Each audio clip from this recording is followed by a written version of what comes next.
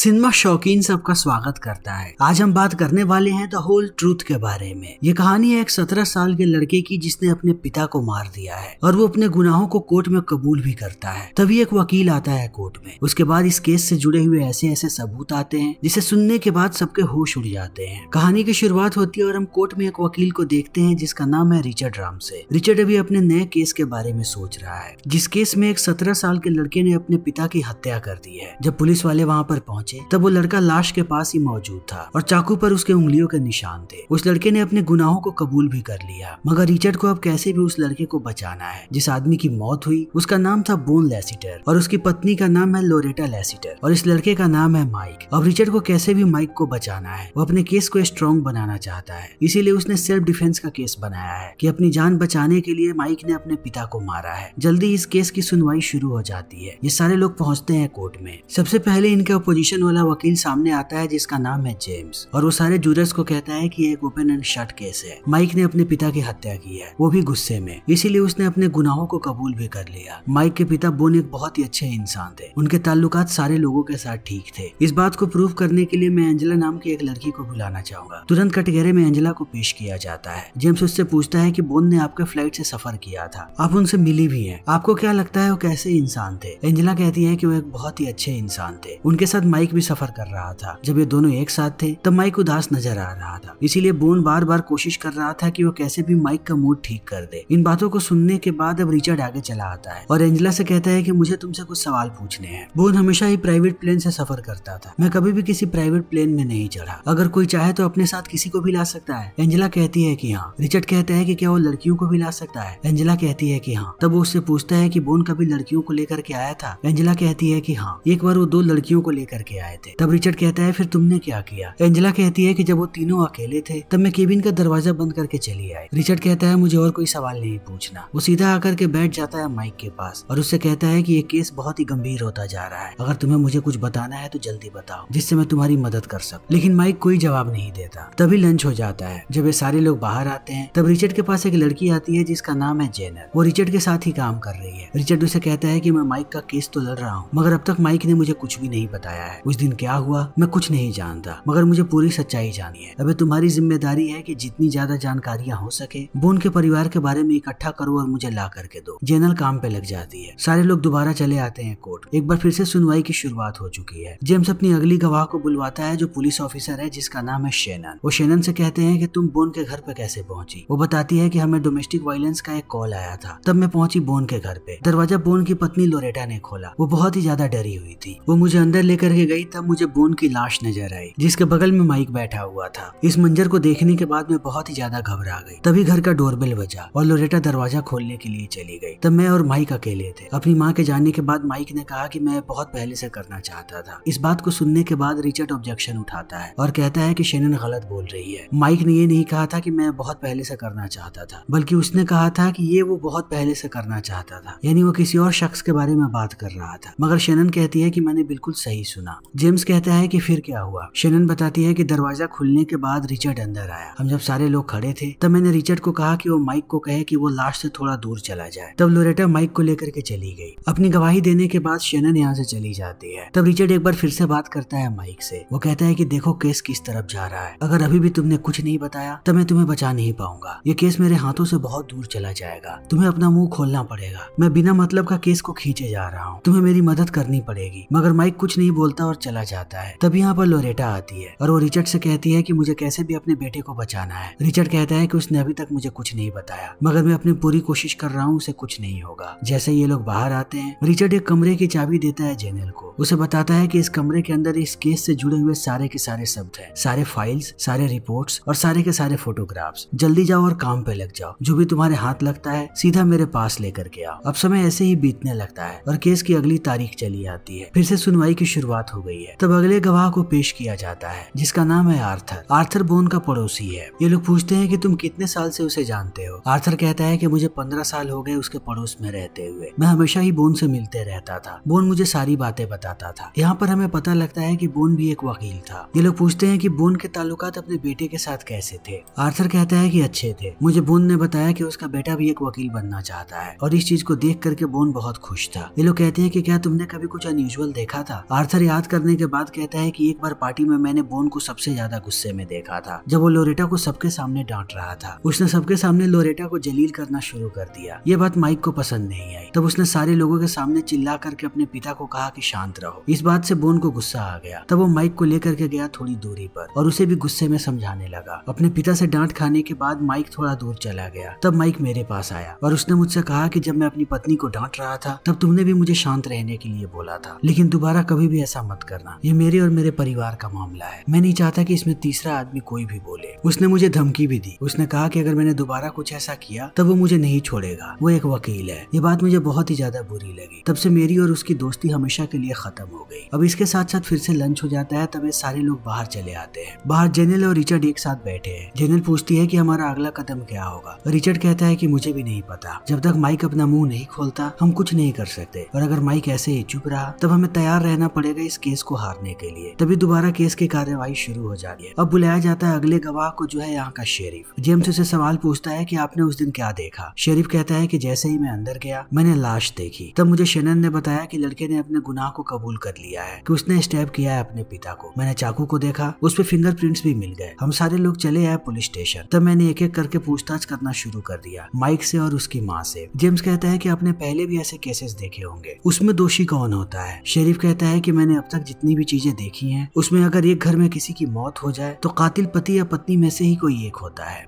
इन बातों को सुनने के बाद रिचर्ड खड़ा हो जाता है और शेरिफ से कहता है कि आपने अपने सबूतों में क्या पाया, कि माइक ही दोषी है। शेरिफ कहता है कि हाँ, हमें सबूत इकट्ठा करने की जरूरत भी नहीं पड़ी क्योंकि चाकू पर हमें उसके उंगलियों के निशान मिल गए और उसने खुद गुनाहों को कबूल कर लिया। रिचर्ड कहता है यानी आपके पास कोई भी सबूत नहीं है दूसरा, सिर्फ एक ही सबूत है और वह माइक का खुद की गवाही। शेरिफ कहता है कि हाँ। फिर शेरिफ के जाने के बाद यहाँ पर फोरेंसिक ऑफिसर आता है। ये लोग उससे पूछताछ करना शुरू करते हैं। ये लोग कहते हैं कि आपने अपनी रिपोर्ट में क्या लिखा है हमें खुल करके बताइए। डॉक्टर कहता है कि बोन के पेट में किसी ने बहुत ही दमदार तेज चाकू मारा था। चाकू इतनी तेजी से लगा कि उसका खून बहने लगा और वो नीचे गिर गया और अगले 1 मिनट के अंदर उसकी मौत हो गई। तभी रिचर्ड कहता है कि उसने अपने बचाव में कुछ नहीं किया। आपका कहना है कि उसे जैसे ही चाकू लगा उसके बाद वो नीचे गिर गया और उसकी मौत हो गई। डॉक्टर कहता है कि हाँ। रिचर्ड कहता है कि क्या पता उसने अपने बचाव में हमला भी किया हो कातिल पे। आपको कुछ तो और मिला होगा। आपको बोन के नाखूनों में किसी की स्किन भी मिली होगी जो उसे मारने आया होगा, या किसी के बाल भी। डॉक्टर कहता है कि हमें कुछ नहीं मिला, उसके नाखून में कुछ नहीं था। हमें 2 लोगों के बाल मिले और वो बाल थे लोरेटा और माइक के, और वहाँ पर सिर्फ उन लोगों के पैरों के निशान थे जो लोग यहाँ पर मौजूद है, जो पुलिस वालों के साथ गए थे। डॉक्टर के बाद अब अगले गवाह को बुलाया जाता है और वो है आर्थर का बेटा अलेक्जेंडर। जेम्स उसे सवाल जवाब करना शुरू कर देता है। जेम्स पूछता है कि माइक को तुम कितने समय से जानते हो। अलेक्जेंडर कहता है कि जब से मैं वहाँ पर हूँ तब से, वो मेरा अच्छा दोस्त भी है। जेम्स उससे कहता है कि क्या तुमने कभी कुछ अनयूजुअल देखा, तुम उस वक्त कहाँ पे थे जब तुम्हारे पिता की लड़ाई हो रही थी माइक के पिता के साथ। अलेक्जेंडर कहता है कि मैं वहीं पर था। जेम्स कहता है कि तुमने माइक में क्या बदलाव देखा। अलेक्जेंडर कहता है कि पहले वो अपने पिता से घुल मिल के रहता था और मुझे इस चीज से जलन भी होती थी, मगर एक वक्त के बाद माइक अपने पिता से अचानक दूर होने लगा। जेम्स कहता है कि तुम्हें ऐसा क्यों लगता है। अलेक्जेंडर कहता है कि इस बारे में कभी माइक ने कुछ नहीं बताया, मगर मैं सारी चीजों को देख सकता था। फिर अलेक्जेंडर को याद आता है कि एक रात जब वो घर से बाहर आया था तब उसने देखा था बोन को। बोन इंटीमेट होने की कोशिश कर रहा था लोरेटा के साथ, मगर लोरेटा मना कर रही थी। तब वो उसे पीट भी रहा था। इन दोनों को देख करके ऐसा लग रहा था कि बोन बलात्कार करने की कोशिश कर रहा है लोरेटा का, जबकि वो उसकी पत्नी है। शायद यही कारण है कि माइक अपने पिता से दूर हो रहा था। शायद उसने भी इस चीज को देखा होगा कि उसके पिता उसकी माँ के साथ क्या करते हैं। उसकी माँ मना करती रहती है, फिर भी वो उसके साथ इंटीमेट होते हैं और उसे पीटते भी हैं। रिचर्ड अब सामने आकर के कहता है कि क्या तुम्हें ऐसा ही लगा कि वो अपनी पत्नी को पीटता था और जबरदस्ती उसके साथ इंटीमेट होने की कोशिश करता था। अलेक्जेंडर कहता है कि हाँ, मैंने अपनी आंखों से इन सारी चीजों को देखा था। आज की कार्यवाही खत्म होने के बाद जैसे ही रिचर्ड बाहर आता है वो लोरेटा से मिलता है और उसे कहता है कि अब हमारा केस स्ट्रांग होने वाला है। तुम माइक को समझाओ कि वो मुझसे बात करे और सच्चाइयां बताए। लोरेटा कहती है कि वो अपनी पूरी कोशिश करेगी। तभी कहानी जाती है फ्लैशबैक में और हम रिचर्ड और लोरेटा को देखते हैं पार्टी के दौरान बात करते हुए। लोरेटा बहुत परेशान होती है। तब रिचर्ड उससे पूछता है कि क्या हुआ। लोरेटा कहती है कि मुझे माइक को लेकर के परेशानी होती है। माइक दूसरे कॉलेज में जाना चाहता है, मगर बोन नहीं चाहता कि वो उस कॉलेज में जाए। बोन किसी और कॉलेज में उसे भेजना चाहता है। इन सारी परेशानियों को लेकर के मैं परेशान हो जाती हूँ। रिचर्ड उसे समझाता है और कहता है कि माइक एक अच्छा लड़का है, वो मेहनती है, वो जहाँ भी जाएगा अच्छा ही करेगा। लोरेटा कहती है इसीलिए मुझे उसके लिए बुरा लगता है। बोन उसे कंट्रोल करके रखता है और ये परेशानी मैं अपने बच्चे की देख नहीं पाती। मैं चाहती हूँ कि माइक वो करे जो उसका मन है, मगर हम सारे लोग बोन के चंगुल में फंसे हुए हैं। रिचर्ड कहता है कि तुम ऐसा क्यों बोल रही हो। लोरेटा कहती है कि एक बार मैंने बोला था उसे कि मैं उसे तलाक दे दूंगी, तो बोन गुस्सा हो गया और उसने मुझसे कहा कि अगर तुमने दोबारा इस बारे में सोचा भी और मुझसे दूर जाने के बारे में कभी कुछ भी कहा तब मैं तुम्हें जान से मार दूंगा। मैं इन सारी चीजों को सोच करके परेशान होती हूँ, लेकिन जब से मैं तुमसे मिली हूँ मुझे लगता है कि तुम मुझे बोन के चंगुल से बचा सकते हो। इन बातों को सुनने के बाद रिचर्ड देखने लगता है लोरेटा की तरफ। लोरेटा कहती है कि मैं बहुत सीरियस हूँ। तभी कहानी वर्तमान समय में आ जाती है। अब लोरेटा को बुलाया जाता है कोर्ट में और जेम्स उससे सवाल जवाब शुरू कर देता है। जेम्स कहता है कि उस दिन आखिर आपने क्या देखा। लोरेटा कहती है कि मैं वर्कआउट कर रही थी। वर्कआउट करने के बाद मैं नहाने चली गई, तभी वहाँ पर बोन आया। जब मैं बाथरूम में थी तब उसने ऐसी बातें कही जो मैं कोर्ट में बता भी नहीं सकती। फिर थोड़ी देर के बाद मैं नहा करके जैसे ही बाहर आई मुझे बोन की लाश नजर आई। मैं वहीं बैठ गई। तभी वहाँ पर माइक आया और उसने मुझसे कहा कि क्या ये मर चुका है। मैंने कहा कि हाँ। तब उसने सांस ली और कहा कि ये मैंने किया है। तभी रिचर्ड आगे आता है और लोरेटा से कहता है कि जब आप बाथरूम में थी और बोन ने आपसे वैसी बातें की थी तब क्या इन बातों को माइक ने भी सुना था। लोरेटा कहती है कि शायद हाँ, वो उस वक्त घर में ही मौजूद था। रिचर्ड कहता है कि जब तुम्हें बोन पीटता था तब क्या इस चीज को माइक ने भी देखा है। लोरेटा कहती है कि हाँ, शायद बहुत बार। इन बातों को सुनने के बाद जेम्स सामने आ जाता है और कहता है कि इन सारे सवालों को पूछ करके तुम क्या प्रूफ करना चाहते हो। हमारे पास कोई भी सबूत नहीं है कि बोन अपनी पत्नी को पीटा करता था। इस बात को सुनते ही रिचर्ड बहुत सारी तस्वीरें निकालता है और सारे जूरी वालों को दे देता है। ये सारी की सारी तस्वीरें लोरेटा की है, उस दिन की जब बोन की हत्या हुई थी। लोरेटा के पूरे शरीर पर चोटों के निशान थे। जूरी वाले भी इन चीजों को देख करके समझ जाते हैं कि बोन आखिर अपनी पत्नी के साथ क्या किया करता था। मगर ये सारी बातें अब कहीं ना कहीं माइक को अच्छी नहीं लगती। जैसे ही वो यहाँ से निकलता है थोड़ी देर के बाद एक लेटर मिलता है रिचर्ड को। तब वो पहुंच जाता है पुलिस स्टेशन और जाकर के माइक से कहता है कि तुम ऐसा नहीं कर सकते। अगर तुमने ऐसा किया तब तुम हमेशा के लिए जेल चले जाओगे। तभी एक पुलिस वाला आकर के यहाँ पर कहता है रिचर्ड को कि अब तुम माइक के वकील नहीं हो, यहाँ से चले जाओ। मगर रिचर्ड इतनी आसानी से हाथ नहीं मानेगा। वो अपना दिमाग लगाता है और माइक का वकील बना रह जाता है, क्योंकि अगले दिन माइक आने वाला है कटघरे में। और ऐसा ही होता है। जैसे ही माइक कटघरे में आता है उसके सामने रिचर्ड आता है और उससे कहता है कि सबसे पहले मुझे ये बताओ कि क्या तुम्हारे पिता तुम्हारी माँ को पीटा करते थे। माइक कहता है कि हाँ, मैंने कभी भी अपनी आंखों से इन चीजों को नहीं देखा, मगर हमेशा ही मैंने चीखें सुनी है, अपनी माँ को चिल्लाते हुए और रोते हुए सुना है। रिचर्ड कहता है कि मुझे उस दिन के बारे में बताओ जिस दिन तुम्हारे पिता की हत्या हुई। तुम हमेशा की तरह अपने सॉकर की प्रैक्टिस के लिए गए थे, मगर तुम्हारी प्रैक्टिस कैंसिल हो गई, तब तुम घर पे आ गए। उसके बाद तुमने क्या किया? माइक कहता है मैंने वही किया जिसकी वजह से मुझे गिरफ्तार किया गया है। रिचर्ड कहता है कि आखिर तुमने अपने पिता की हत्या क्यों की? माइक कहता है कि जब से मैं उस ट्रिप से आया था तब से मैं उन्हें मारना चाहता था। रिचर्ड कहता है कि आखिर क्यों? क्योंकि वो हमेशा से मेरे साथ बलात्कार करते आए हैं। उस दिन जब हम लोग फ्लाइट में थे उन्हें पता लग गया कि अब मैं कॉलेज जाने वाला हूँ और मैं उनसे दूर चला गया, तब वो मेरे साथ ये सब नहीं कर पाएंगे। तब चलती प्लेन में उन्होंने मेरे साथ बलात्कार किया। उस दिन जैसे ही मैं घर आया वो पैकिंग कर रहे थे। उन्हें पता था कि अब मैं कॉलेज जा रहा हूँ, उनके पास यही एक आखिरी मौका है। उन्होंने हमेशा से मुझे डरा करके रखा था और बचपन से मेरे साथ ये सारी चीजें कर रहे थे। एक आखिरी बार जब उन्होंने मेरा बलात्कार करने की कोशिश की तब मैंने उनकी हत्या कर दी। इन सारी बातों को सुनने के बाद पूरा का पूरा कोर्ट शांत हो जाता है। तब इस बात की पुष्टि करने के लिए एंजेला को बुलाया जाता है और इससे पूछा जाता है कि उस दिन जब बोन ट्रैवल कर रहा था तब उसने अपने बेटे के साथ कुछ किया था। एंजेला कहती है कि नहीं। इन बातों को सुनने के बाद अब जेनल सामने आती है और कहती है कि तुम इतने भरोसे के साथ इस बात को कैसे कह सकती हो? एंजेला कहती है क्योंकि मैं वहीं पर थी। जेनल उससे कहती है कि तुम कॉकपिट में कितना समय बिताती हो? वो कहती है कि नियम के अनुसार 1 से 2 मिनट। जेनल कहती है कि जहाँ तक हमें पता लगा है पायलट तुम्हारा बहुत ही अच्छा दोस्त है और बहुत करीब भी हो तुम दोनों, इसीलिए तुम कॉकपिट में ज्यादा समय बिताती। हमारे पास ये सारे सबूत है। इन बातों को सुनने के बाद एंजेला चुप हो जाती है और कहती है कि मुझे याद नहीं कि मैंने कॉकपिट में कितना समय बिताया था, शायद 10 या 12 मिनट। इन बातों को सुनने के बाद अब सारे लोग समझ जाते हैं कि शायद माइक सच बोल रहा है और एंजेला को कुछ भी पता नहीं कि उस लड़के के साथ फ्लाइट में क्या हुआ था। आज की कार्यवाही जैसे ही खत्म होती है जेनल बाहर आकर के मिलती है लोरेटा से और उससे कहती है कि क्या तुम्हें ये बात पहले से पता नहीं थी कि तुम्हारा पति तुम्हारे बेटे के साथ क्या करता है? लोरेटा कहती है कि मुझे बाद में पता लगा। जेनल कहती है कि फिर भी तुम चुप कैसे रह गई? लाश के पास तुम पहले आई थी और माइक बाद में आया था। ऐसा भी तो हो सकता है कि तुमने ये सारी चीजें की हो और माइक तुम्हें बचाने की कोशिश कर रहा हो। इन बातों को सुनने के बाद लोरेटा भड़क जाती है और यहाँ से चली जाती है। तब जेनल पहुंचती है रिचर्ड के पास। रिचर्ड कहता है कि मेरे पास लोरेटा का कॉल आया था, उसने कहा कि मैं तुम्हें नौकरी से निकाल दूं। जेनल कहती है कि जहाँ तक मैंने अब तक इस केस को देखा है मुझे लगता है कि लोरेटा झूठ बोल रही है। लोरेटा ने मारा है अपने पति को और उसका बेटा उसे बचाने की कोशिश कर रहा है। ये कहानी झूठ है कि बोन अपने बेटे का बलात्कार करता था। रिचर्ड कहता है कि हो भी सकता है, मगर अभी हमें अपना पूरा का पूरा ध्यान लगाना है माइक को बचाने पे, न कि इस केस को और उलझाने पे। मगर जेनल को लगता है कि असली कातिल लोरेटा है। रिचर्ड उसे समझाता है मगर वो नहीं मानती। अगले दिन फिर से कार्यवाही की शुरुआत हो जाती है। जेम्स अपनी दलीलों को पेश करता है। वो कहता है कि हमारे पास इस बात का कोई भी सबूत नहीं है कि बोन अपने बेटे का बलात्कार करता था। फ्लाइट में भी हमने सारे लोगों से बात कर ली। अगर वो घटना भी हुई भी थी तो वो घटना 2 दिन पहले की थी और बोन की हत्या 2 दिन बाद हुई, जो कि पूरी प्लानिंग से की गई है। इतना कहने के बाद वो जूरस को फैसला करने के लिए बोल देता है। तब रिचर्ड सामने आता है और सारे इंट्रूडर्स के सामने कहता है कि अपने सारे दलीलों को सुना है कि किसने क्या बोला। एक बच्चा जिसने बचपन से अपनी माँ को देखा है अपने पिता के साथ मार खाते हुए, उसके पिता ने रोज उसकी माँ का बलात्कार किया है, उसने सिर्फ और सिर्फ चीखें सुनी है। मगर बात यहीं पे खत्म नहीं होती, उस आदमी ने अपने बेटे का भी बलात्कार किया। उस बच्चे को बचपन से सिर्फ और सिर्फ पीड़ा मिली है और उसे पीड़ा से मुक्ति का एक ही रास्ता नजर आया कि वो उस आदमी की हत्या करे और अपनी माँ को और अपने आप को भी आजाद करवा ले, और उसने यही किया। मगर उसके बाद हमने क्या किया, उसे काल कोठरी में डाल दिया। अब सारा का सारा फैसला आप लोगों के हाथों में है कि आप लोग क्या चाहते हैं। उस बच्चे को जेल में भेज करके फिर से उसे पीड़ा देना चाहते हैं, या उसे आजाद करके एक नई जिंदगी जीने का मौका देंगे ताकि वो इन सारी चीजों से मुक्त हो जाए और पहली बार खुल करके अपनी जिंदगी बिताए। इतना कहने के बाद वो बाहर चला जाता है और सारे लोग फैसले का इंतजार करने लगते हैं। थोड़ी देर के बाद जब ये लोग फैसला सुनने के लिए अंदर आते हैं, तब हम माइक को देखते हैं जो एक घड़ी का स्केच बना रहा होता है। तभी कहानी फ्लैशबैक में जाती है। हम माइक को देखते हैं, वो जैसे ही कमरे में दाखिल होता है वो देखता है कि उसके पिता की लाश पड़ी हुई है और उसकी माँ वहीं पर बैठी है। उसे लगा कि उसकी माँ ने उसके पिता की हत्या की है, मगर वो नहीं चाहता कि लोरेटा जेल जाए, इसीलिए उसने अपनी माँ को कहा कि तुम जाओ दरवाजे पर, मैं सबको बोलूंगा कि ये मर्डर मैंने किया है। फिर वो चाकू को पकड़ लेता है ताकि उस पर उसके उंगलियों के निशान आ जाए। अब कहानी चली आती है वर्तमान समय में। तब माइक को रिहा कर दिया जाता है, उसके ऊपर से सारे के सारे चार्जेस को हटा दिया गया है। माइक जैसे ही बाहर आता है, रिचर्ड उसे बधाई देने जाता है। तब माइक उसे वही पेपर देता है जिसपे उसने घड़ी का स्केच बनाया है। जैसे ही रिचर्ड स्केच को देखता है वो समझ जाता है कि ये उसकी ही घड़ी है। तब माइक उससे कहता है कि जब मेरे पिता की हत्या हुई थी, मैं जैसे ही वहाँ पर आया मैंने तुम्हारी घड़ी देखी बिस्तर के नीचे, यानी कि तुमने मेरे पिता को मारा है। ऐसा तुमने क्यों किया, मैं तुम्हें जान से मार दूंगा। इन बातों को सुनने के बाद रिचर्ड उसे शांत करवाता है और सारी कहानी बताना शुरू करता है कि तुम्हें भली भांति पता है कि तुम्हारे पिता तुम्हारी माँ के साथ क्या किया करते थे। वो हर रोज उसका बलात्कार करते थे और बेरहमी से पीटते भी थे।